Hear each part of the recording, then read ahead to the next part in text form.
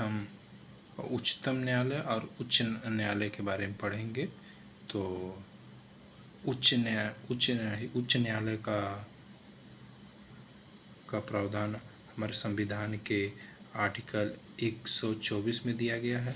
अच्छा, उच्च न्यायालय का प्रावधान संविधान के आर्टिकल 224 में दिया गया है। ब्रिटिश भारत में सर्वप्रथम 1773 के रेगुलेटिंग एक्ट में सुप्रीम कोर्ट की स्थापना का प्रावधान किया गया। 1774 में कोलकाता में सुप्रीम कोर्ट की स्थापना किया गया।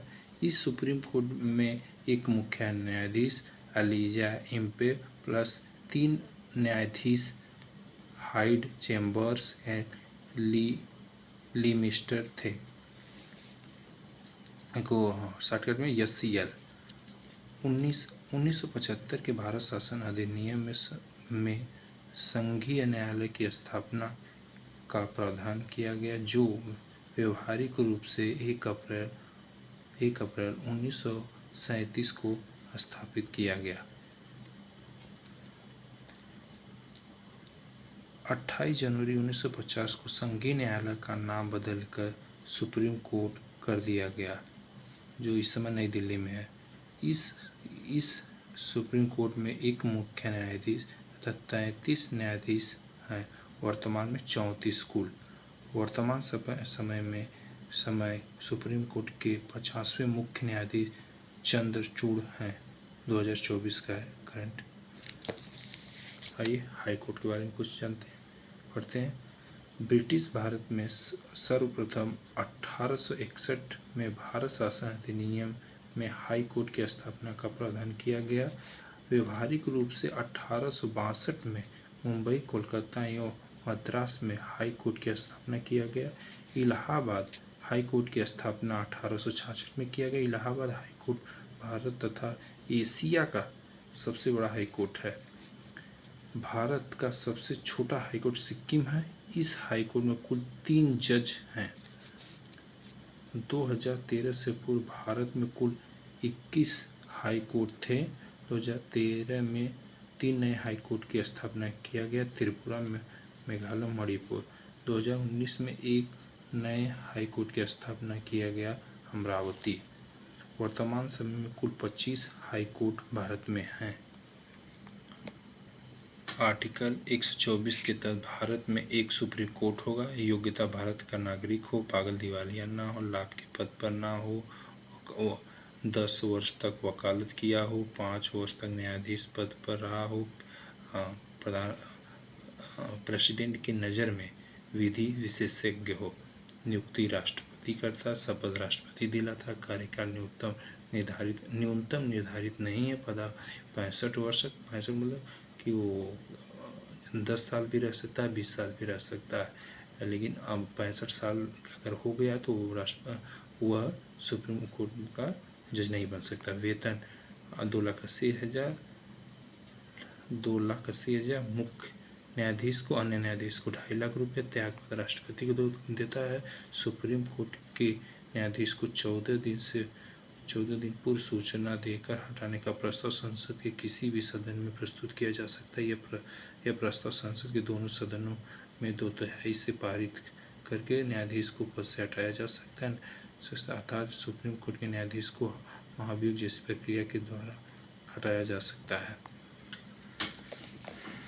आर्टिकल 224 के तहत राज्यों में हाई कोर्ट हो गया। योग्यता जो सुप्रीम कोर्ट के न्यायाधीश का वही है। कार्यकाल योग्यता वही होती है जो सुप्रीम कोर्ट के न्यायाधीश की होती है। इसमें थोड़ी सा लगे 10 वर्षों तक वकालत किया हो, 10 वर्षों तक न्यायाधीश पद पर रहा हो। यहाँ हाई कोर्ट में 5 साल जज रहा हो। इसमें डिस्ट्रिक्ट कोर्ट में 10 साल जज रहा हो, उसको हाई कोर्ट में जज बनाया जा सकता है। नियुक्ति राष्ट्रपति का था, शपथ राज्यपाल दिलाता है। कार्यकाल जो सुप्रीम कोर्ट का है। पदावधि 62 वर्ष। न्यूनतम निर्धारित नहीं है। न्यूनतम अगर वो 40 में बन जाता है तो 20 साल करेगा। अगर वो 58 साल में बनता तो 2 साल का था, तो इसलिए न्यूनतम नहीं होता। वेतन मुख्य न्यायाधीश 2.5 लाख रुपये, अन्य न्यायाधीश के 2.5 लाख।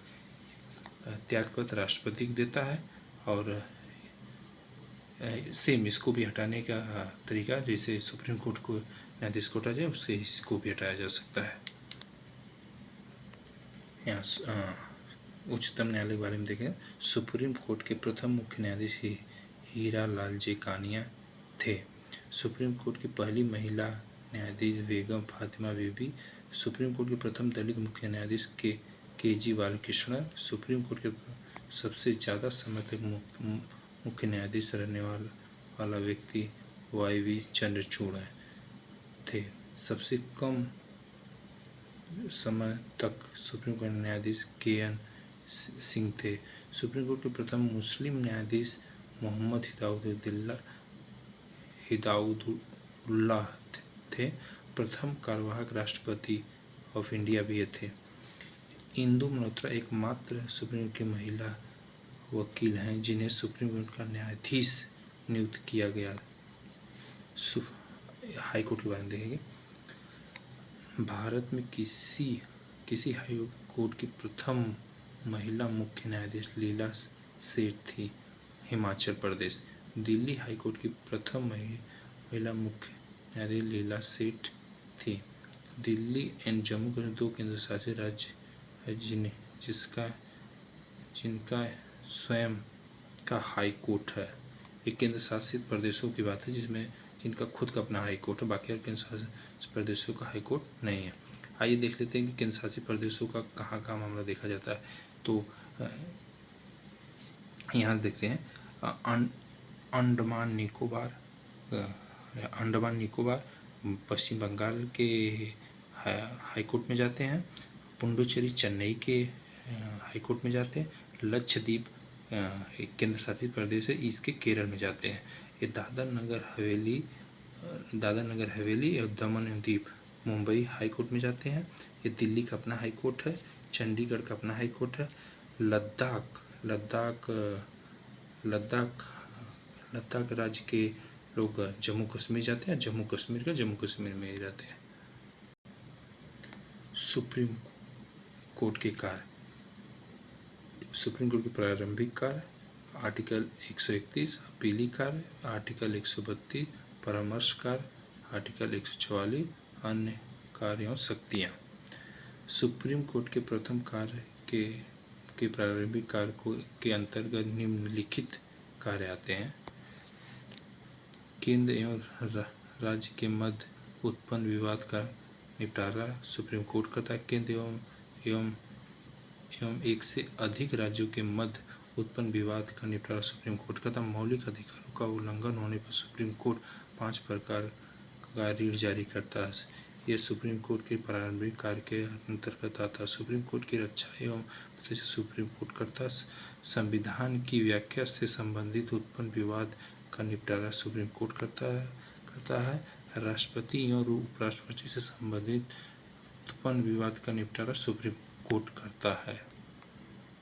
सुप्रीम कोर्ट का अपीली कार्य आर्टिकल 132 हाई कोर्ट के द्वारा दिए गए निर्णय के विरुद्ध सुप्रीम कोर्ट अपील सुनता है। यह अपील दीवानी मामला फौजदारी मामला एवं राजस्व मामला से संबंधित होता है। आर्टिकल 136 इसके तहत सुप्रीम कोर्ट भारत का सबसे बड़ा अपीली न्यायालय है।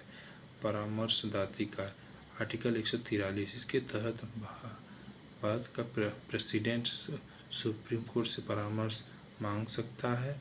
सुप्रीम कोर्ट राष्ट्रपति को परामर्श दे सकता है, परामर्श देने से मना कर सकता है। यदि सुप्रीम कोर्ट राष्ट्रपति को परामर्श देता है तो राष्ट्रपति उस परामर्श को मानने के लिए बाध्य नहीं है। सुप्रीम कोर्ट के एक मुख्य न्यायाधीश और 4 अन्य न्यायाधीश कुल 5 न्यायाधीश राष्ट्रपति को परामर्श देते हैं। अन्य कार्य एवं शक्तियाँ आर्टिकल 126 इसके तहत मुख्य न्यायाधीश का पद खाली हो जाने पर भारत का राष्ट्रपति कार्यवाहक न्यायाधीश की नियुक्ति करता है। आर्टिकल 127 तदर्थ न्यायाधीश का मतलब होता है एडहॉक पे, जो किसी मामले में कुछ दिन के लिए बनाया जाता है, जब जब बनाया जाता है जज, उसे तदर्थ न्यायाधीश कहते हैं। ये केवल सुप्रीम कोर्ट में होते हैं, हाई कोर्ट में नहीं होते। तो इसके तहत भारत का राष्ट्रपति सुप्रीम कोर्ट में मुख्य न्यायाधीश के परामर्श पर तदर्थ न्यायाधीश की नियुक्ति करता। तदर्थ न्यायाधीश से त्याग पर सुप्रीम कोर्ट में न्यायाधीश बनाया जाना। देखिए यहाँ लिखा ना कि हाई कोर्ट में तदर्थ न्यायाधीश की नियुक्ति नहीं किया जाता है। आर्टिकल 129 अभिलेखी न्यायालय। इसके तहत सुप्रीम कोर्ट एक अभिलेखी न्यायालय है। अभिलेखी न्यायालय से परामर्श सुप्रीम कोर्ट के द्वारा दिए गए निर्णय का साक्ष्य के रूप में प्रयोग किया जाता है। आर्टिकल 130 के तहत सुप्रीम कोर्ट नई दिल्ली में होगा। सुप्रीम कोर्ट के मुख्य न्यायाधीश के परामर्श राष्ट्रपति सुप्रीम कोर्ट की बैठक किसी अन्य शहर में आयोजित किया जा सकता है। अभी तक जम्मू कश्मीर के शहर श्रीनगर और आंध्र प्रदेश के हैदराबाद में सुप्रीम कोर्ट का अपना निर्णय सुनाया है। आर्टिकल 137 न्यायिक पुनरावलोकन। इसके तहत सुप्रीम कोर्ट कोई निर्णय देता है, वह निर्णय गलत होने पर सुप्रीम कोर्ट के न्यायाधीश न्यायिक पुनरावलोकन का प्रयोग करके रद्द कर देता है। इसे ही न्यायिक पुनरावलोकन के रूप में जाना जाता है। संसद एवं विधानमंडल कोई कानून बनाता है और वह कानून संविधान व मौलिक अधिकार पर उस पर कानून को रद्द कर देता है। इसे भी न्यायिक पुनरावलोकन के नाम से जाना जाता है। भारत में न्यायिक पुनरावलोकन अमेरिका के संविधान से लिया गया है। न्यायिक पुनरावलोकन का जनक जॉर्ज मार्शल को माना जाता है। भारतीय संविधान के आर्टिकल 13, आर्टिकल 32, आर्टिकल 226 एवं आर्टिकल 137 में न्यायिक पुनरावलोकन का प्रयोग अप्रत्यक्ष रूप से किया गया है। ब्रिटेन में न्यायिक पुनरावलोकन का प्रयोग नहीं किया जाता। आर्टिकल 141 के तहत सुप्रीम कोर्ट के द्वारा दिए गए निर्णय भारत के सभी अधीनस्थ न्यायालय मामलों में के लिए बाध्य होता है। नोट: सुप्रीम कोर्ट के न्यायाधीश सेवानिवृत्त होने पर किसी भी न्यायालय में वकालत नहीं कर सकते। ये बहुत इम्पोर्टेंट है। सुप्रीम कोर्ट का सेवानिवृत्त होने पर किसी भी न्यायालय में वकालत नहीं कर सकते, लेकिन हाई कोर्ट के न्यायाधीश सेवानिवृत्त होने पर किसी भी न्यायालय में वकालत कर सकते हैं। जिस हाई कोर्ट में वह न्यायाधीश रहे वहाँ वकालत नहीं कर सकते।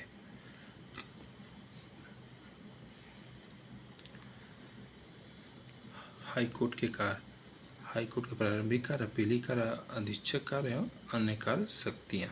हाई कोर्ट के आरंभिक कार्य के अंतर्गत निम्नलिखित कार्य आते हैं। मौलिक अधिकारों को उल्लंघन होने पर कोई भी व्यक्ति आर्टिकल 226 के तहत हाईकोर्ट में आवेदन कर सकता है। हाईकोर्ट मौलिक अधिकारों की रक्षा के लिए 5 प्रकार के रिट जारी करता है। हाईकोर्ट राष्ट्रपति व उपराष्ट्रपति के निर्वाचन को छोड़कर अन्य निर्वाचन से संबंधित उत्पन्न विवाद का निर्वाचन हाईकोर्ट के कर सकता है। न्यायालय की अवमानना होने पर कोई भी व्यक्ति हाईकोर्ट में आवेदन कर सकता है। कंपनी कानून से संबंधित किसी भी विवाद का निपटारा हाईकोर्ट करता है। विवाद, तलाक, वसीयत तथा भरण पोषण एवं उत्तराधिकार आदि से संबंधित उत्पन्न विवाद का हाईकोर्ट करता है। राज्य से संबंधित उत्पन्न विवाद का निपटारा हाईकोर्ट करता है। हाईकोर्ट के अपीलीय कार्य। जिला न्यायालय के द्वारा दिए गए निर्णय के विरुद्ध हाईकोर्ट अपील सुनता है। यह अपील दीवानी मामला, फौजदारी मामला एवं राजस्व मामले से संबंधित होता है। अधीक्षण कार्य। आर्टिकल 227 के तहत अधीनस्थ न्यायालयों का अधीक्षक होता है। अधीनस्थ न्यायालयों के लिए कानून बनाता है तथा दिशा निर्देश देता है। अन्य कार्यों शक्तियाँ। आर्टिकल 215 अभिलेखी न्यायालय। इसके तहत हाईकोर्ट एक अभिलेखी न्यायालय से तात्पर्य हाईकोर्ट के द्वारा दिए गए निर्णय साक्ष्य के रूप में प्रयोग किया जाता है। जिला न्यायालय किसी व्यक्ति को फांसी की सजा सुनाता है तो हाईकोर्ट के पुष्टि के बाद उस व्यक्ति को फांसी दी जाएगी। इसमें ये मेन पॉइंट ये है, जिला न्यायालय किसी व्यक्ति को फांसी की सज़ा सुनाता है तो हाई कोर्ट की पुष्टि के बाद उस व्यक्ति को फांसी दी जाएगी। तो ये वीडियो हमारा उद्देश्य है कि आप पूरी जितना ही पढ़ा हम लोग पढ़े हैं इसको आप लिखेंगे, उसके बाद पढ़ेंगे तो आपको चीज़ें समझ में आएंगी। तो कोशिश करें कि पूरा ये नोट्स हमें बनाने में, हमें क्लास करने में लगभग 3 से 4 दिन लगते हैं। आपको ये केवल 15 से 20 मिनट के वीडियो में दे दिया गया है, तो 15 से 20 मिनट याद नहीं होगा, इसको लिखिए फिर याद करिए। Thank you for watching.